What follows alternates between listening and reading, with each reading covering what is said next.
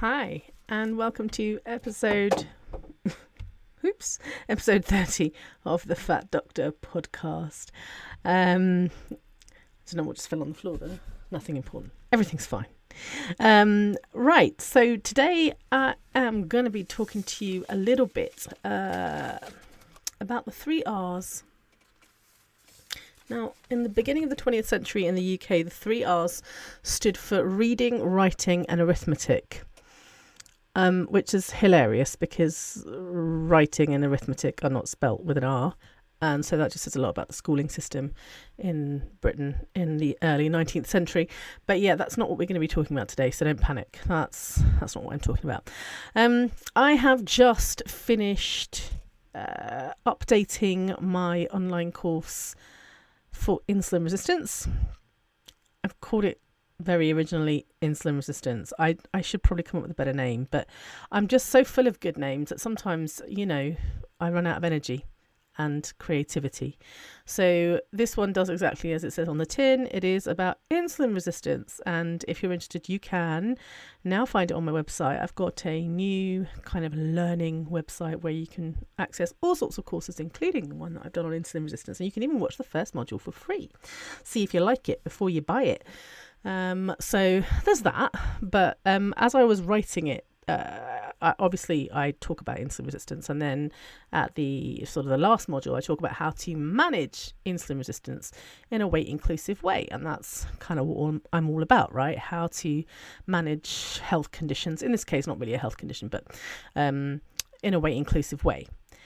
And so I'm writing this module on management, and I'm talking about chronic inflammation, which we know causes insulin, or has a very important role to play in insulin resistance.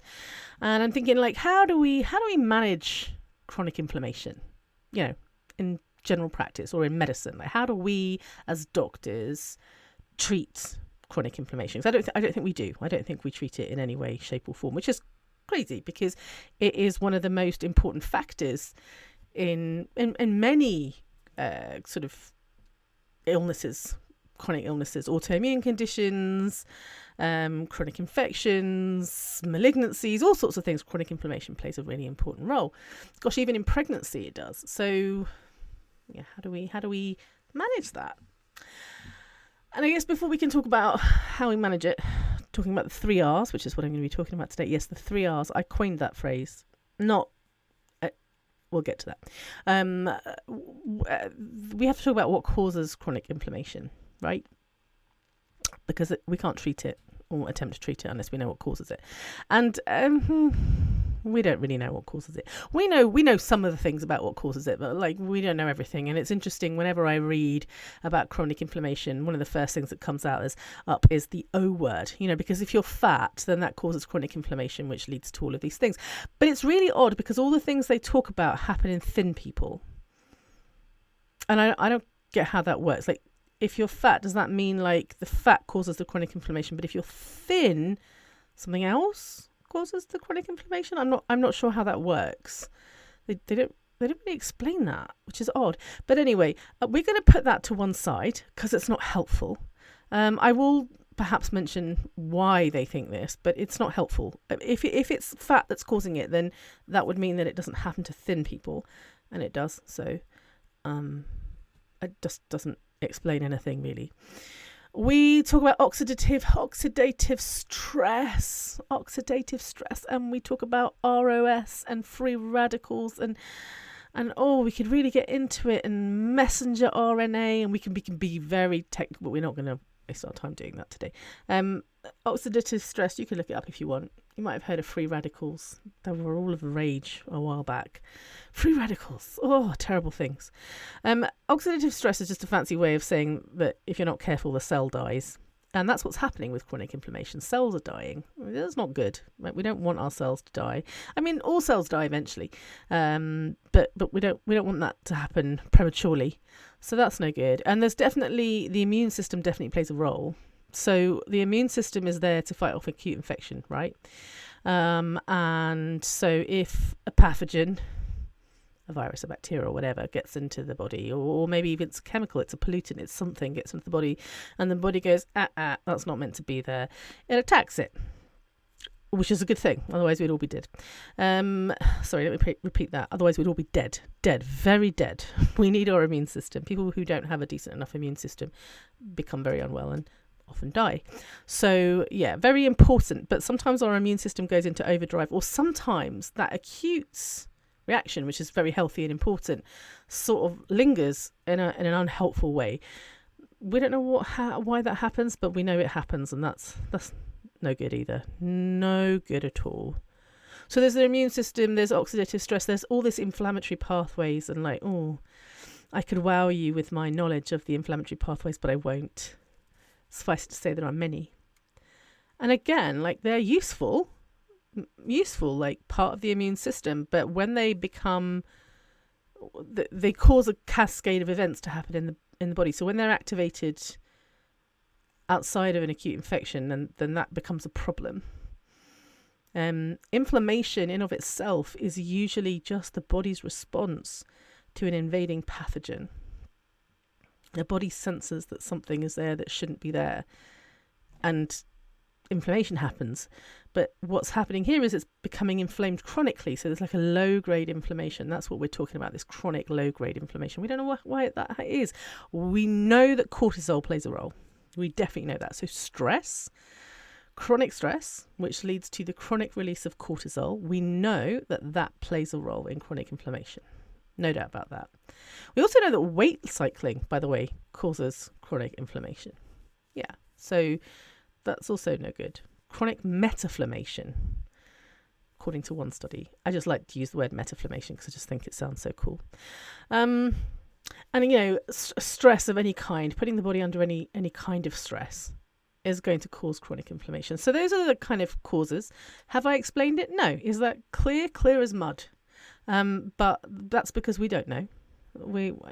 It's not just that I don't know. We don't know. We as in all of mankind, humankind don't really know. We've got all sorts of theories, and people sometimes write about it like they know what they're talking about, and you're just like, you can say it like like it's fact, but it doesn't make it fact. So chronic inflammation, we really want to avoid it, but it happens.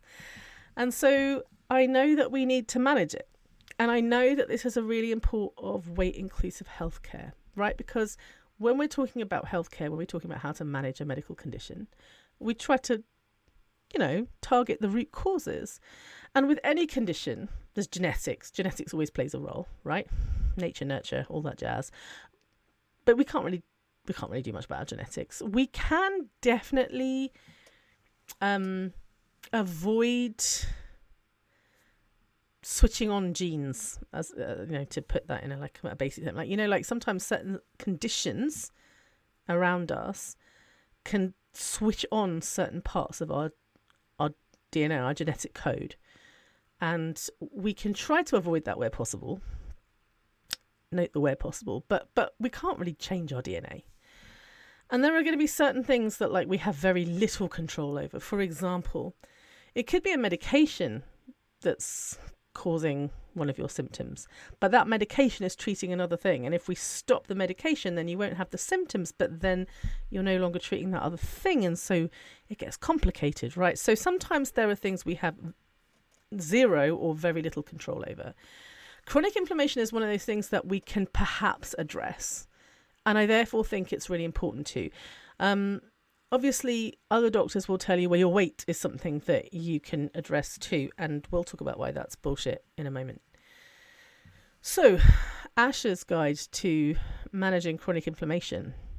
We need the 3 R's, and the 3 R's stand for rest, recuperation, and resources. You heard it here first, folks. You didn't. This is just a mash-up of all of the information that I've gathered over the last 20 years of my career. But yes, the 3 R's, rest, recuperation, and resources. Now, we don't want to manage quote-unquote, weight, because that actually can cause chronic inflammation. As I said, weight cycling leads to chronic inflammation. So whilst doctors will say, your weight's a modifiable factor, it's not really, because A, we know that weight loss is unsustainable. I've talked about this many times. But B, the act of trying to lose weight and then restoring your weight is actually going to worsen chronic inflammation and therefore can be worsening your condition. So I disagree that weight is a modifiable risk factor. Chronic inflammation is one of those things that how modifiable is it? I don't know. I think there are things that we can do. And I want to preface this by saying not everyone can do all of these things.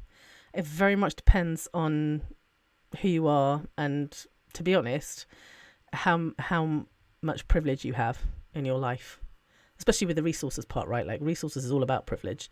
So I don't want people to be like, okay, this is the new thing, right? We can't do weight, right? Fine. We're going to do the 3 R's instead. And we're going to fixate on that because, that just becomes another set of rules that isn't particularly helpful. So when I talk about the 3 R's, I'm talking about things that we can do that we might be able to action. And we have to put that into the context of our own individual lives. This is not a one-size-fits-all type thing. So let's talk about our number 1, rest. And if you're watching this on YouTube, I want you to press pause in a moment. And if you're listening, also, you can also press pause in the podcast. I'm going to ask you a question. I just want you to press pause for a moment and have a think about it. Okay? You ready? You got the pause button ready? You all set? All right, here we go. Are you tired? Pause. Okay, hopefully you've unpaused now. Are you tired? I actually have a masterclass coming up, which is entitled, Why Am I Tired All the Time? Because I think a lot of us are tired. Are you tired? I think the answer is probably yes. And the next question, and you can also press pause here, is, where do you feel the tiredness? Just close your eyes for a moment and just take a breath and ask yourself, where do I feel the tiredness? Sometimes I feel the tiredness in my eyes. I feel like I need to close my eyes. And that's not surprising. I stare at a screen a lot of the time. Most of us do. And that's probably why our eyes are tired. Sometimes I feel the tiredness in my shoulders and my neck and my body is just, ugh. Sometimes I feel the tiredness in my soul. Sometimes I've spent a couple of hours talking to people and then I feel the tiredness in my facial muscles. I'm just I can't smile. I can't do this anymore. I'm too tired. So I feel the tiredness in many different parts of my body and my soul and my spirit.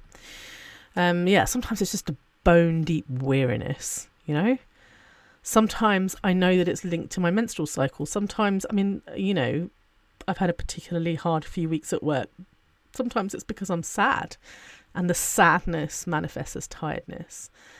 I think we're all tired, but I think it's really important to figure out where we're tired. Where do we feel the tired? And rest is about relieving some of that tiredness, right? And so it's not just about going to sleep, because sometimes going to sleep does not help. I can go to sleep, wake up the next day and feel just as tired. I'm not saying you shouldn't sleep. You should absolutely sleep where you can. And if you're struggling to sleep, I know that's going to make you feel exhausted for the most part. And sometimes worrying about not being able to sleep makes it worse.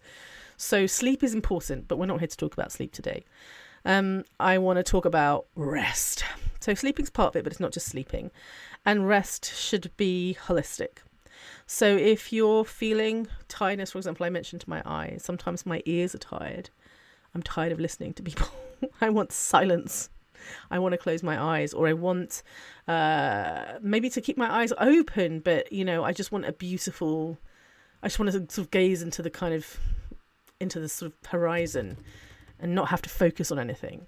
And that's because our senses can become very tired, overworked, right? And sometimes we have to rest our senses. So if you're staring at a screen all day and you're starting to feel that tiredness in your eyes, that's your body's way of saying, turn the screen off for a bit. Go either close your eyes, go somewhere dark, which can be nice, or go outside, look out of the window, reset.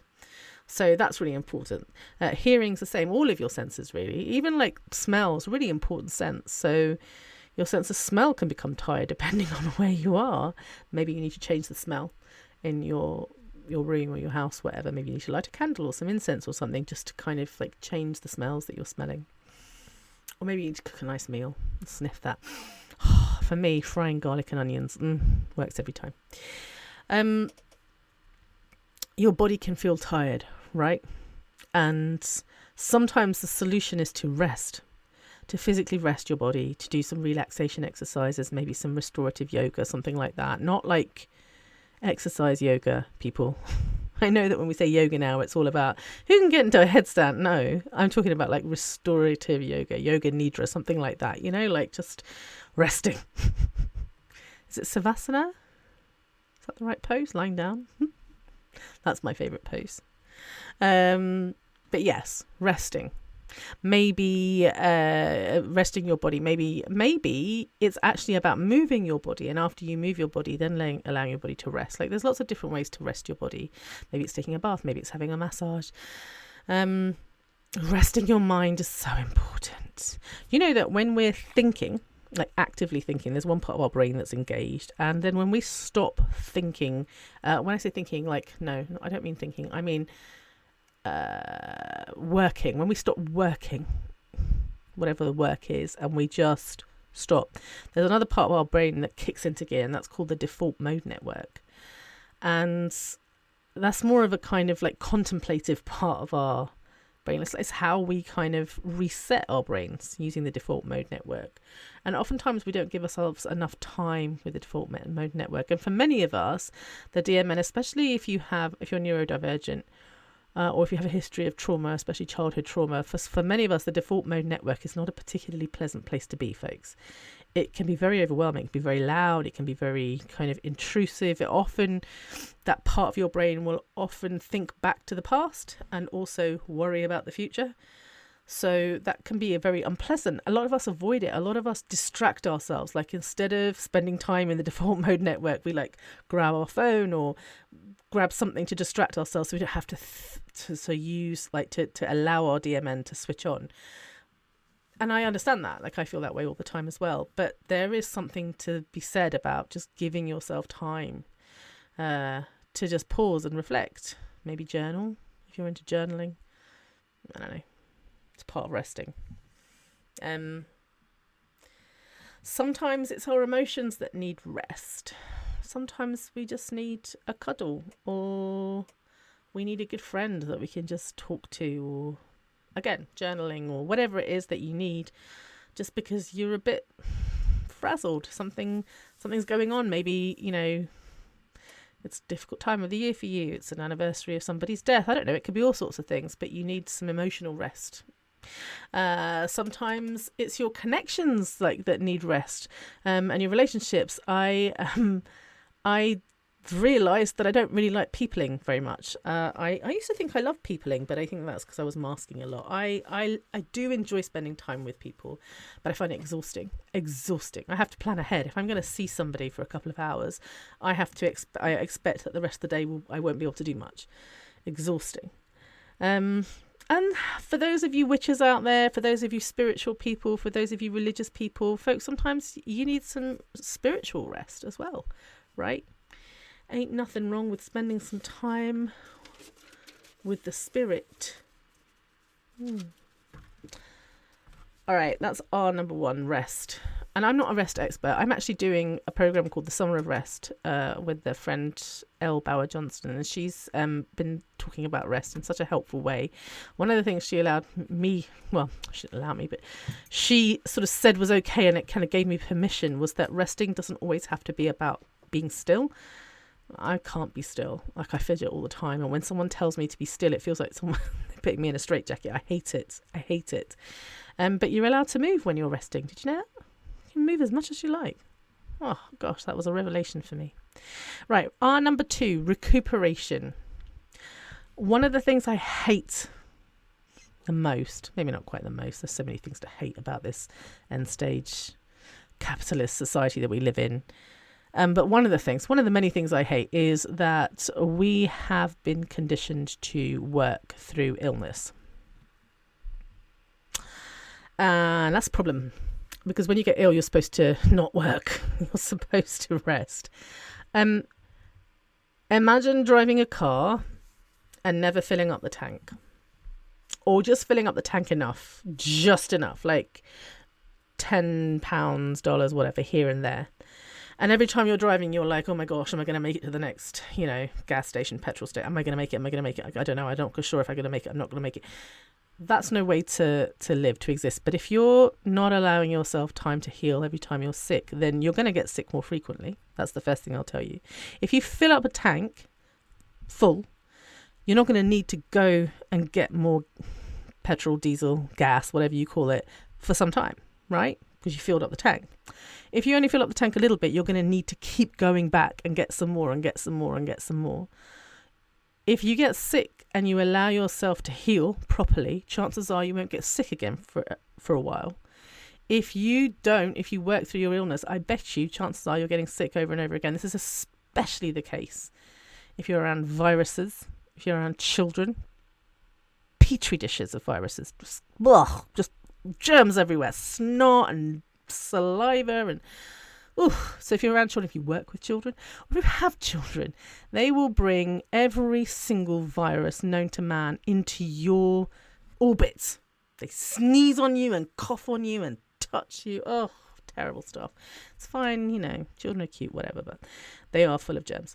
And so if you catch a cold, virus, upper respiratory tract infection, whatever, sore throat, tonsillitis, whatever it is, ear infection, horrendous.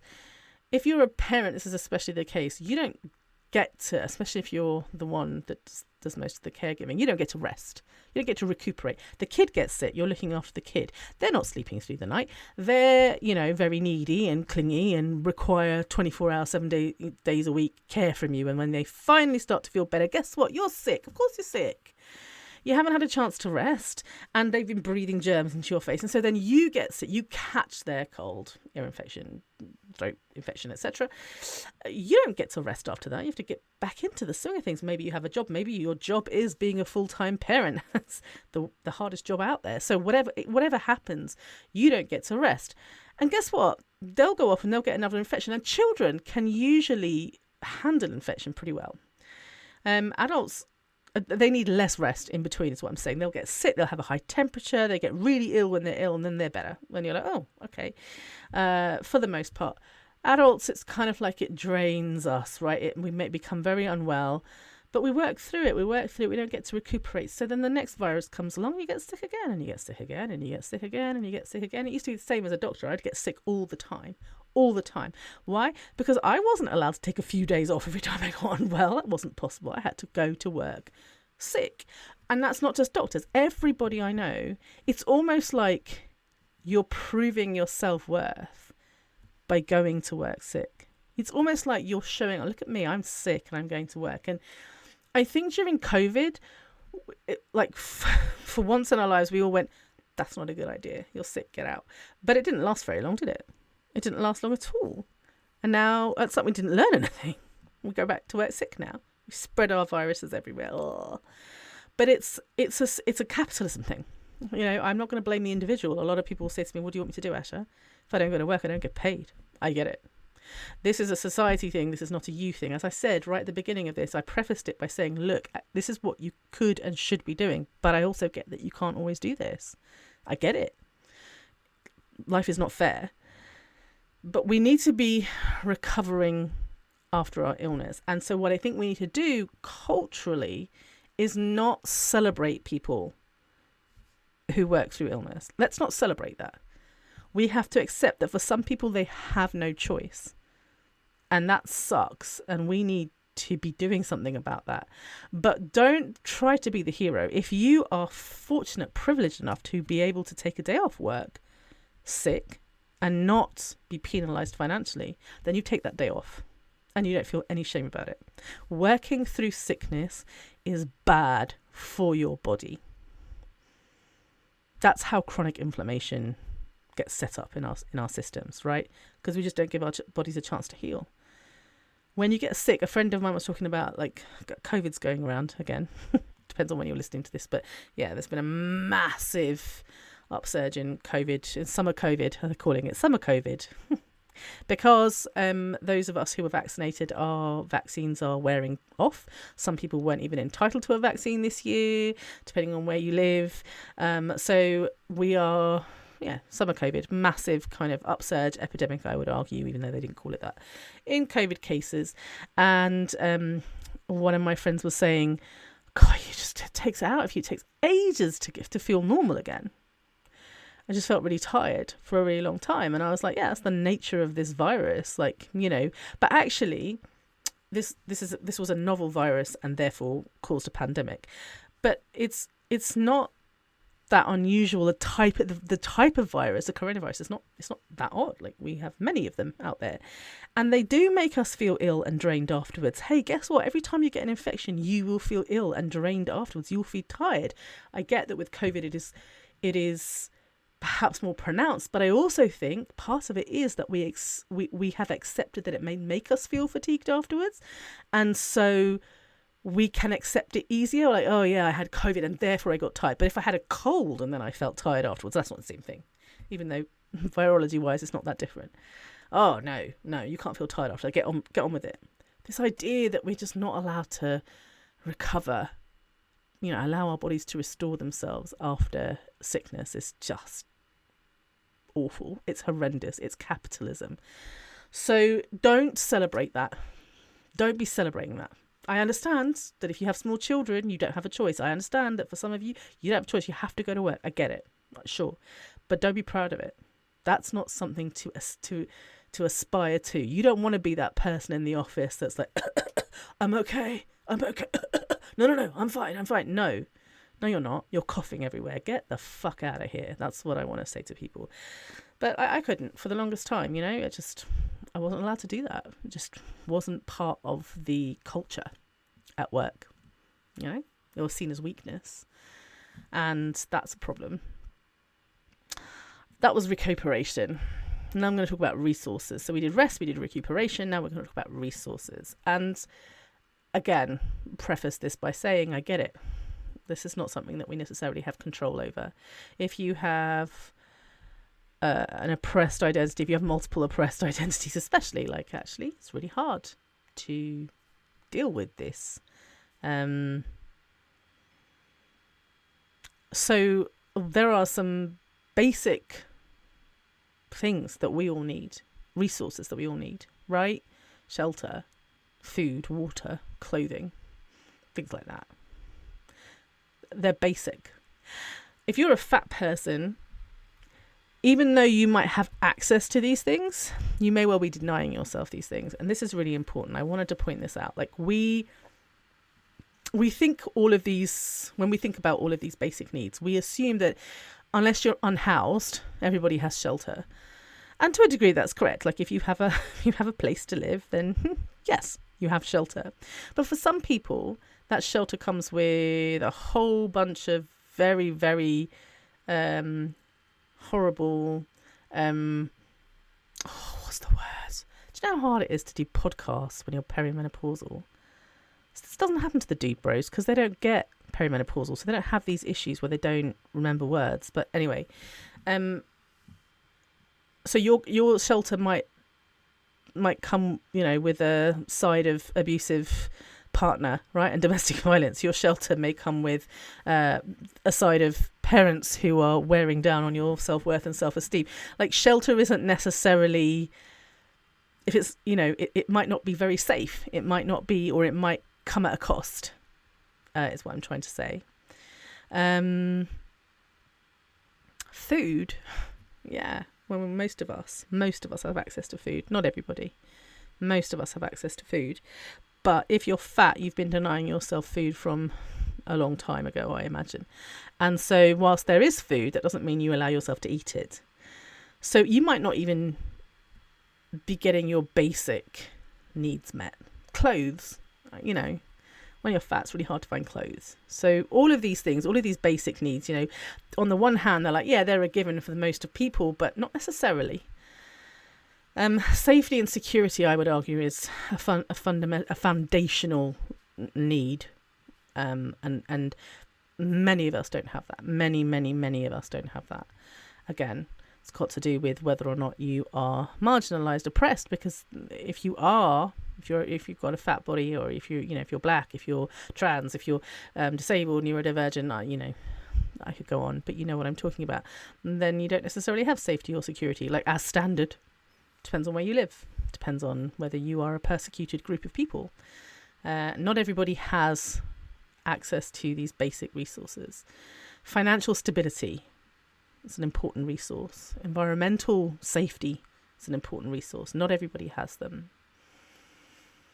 So when I talk about resources, like, I'm very conscious of the fact that some people lack those resources. And it's really hard to say, hey, let's work on your chronic inflammation. But there might be things you can do. Like, for example, are you eating enough? Probably not. Eat some more. You're probably denying yourself food. You're probably not drinking enough either. And I cannot stress the importance of hydration. I'm going to take a sip of water because I'm feeling a bit hot and thirsty. The thing is that we have, just like we've learned to deny our hunger cues, we've also learned to work through our thirst cues as well. So we're not very good at telling when we're thirsty. And I think our body, like, will tell us when we're really thirsty. Like, we get a dry mouth and but hydrating is really important. So drink, damn it. Eat enough. And it's all right to spend money on clothes. And it's all right to prioritize these sort of simple things. You shouldn't feel guilty about that. You shouldn't be like, oh, I'm fat, I should go with that. Nuh-uh. Who says? But when it comes to resources, there are also other things that we can talk about, like your sense of self-worth, your sense of acceptance, purpose, creativity, even like liberation and freedom. All of these things are really important too. So when I'm talking about resources, I get that there are some things that are harder to obtain, to achieve, but your sense of self-worth is something you can work on. Acceptance, again, like, find a good community. I cannot stress this enough. Community, feeling accepted. Everyone who's joined my online community, everyone who's part of the waiting room, says the same thing. I love that there's a community of fat people. There's like an entire subgroup within the fat community that is the fat trans community. And as fat trans people, we're all saying, like, it's very hard. Like, we've got the trans community, we've got the fat community, but it's very hard to find fat trans community. Man, it's wonderful. It's so wonderful to be part of a place where you're automatically accepted. Find a community. Come join mine. You get 2-week free trial. Please come join mine. You'll realize just how amazing it is. But join a community. Find a community. Be part of a community. That's so important. Purpose is, having a sense of purpose is really important as well.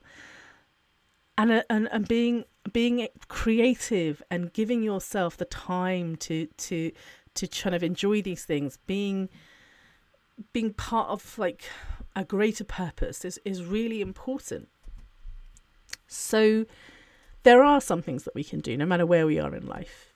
It's hard when, like, we don't have the time, or we don't have the energy because we don't have enough time to rest.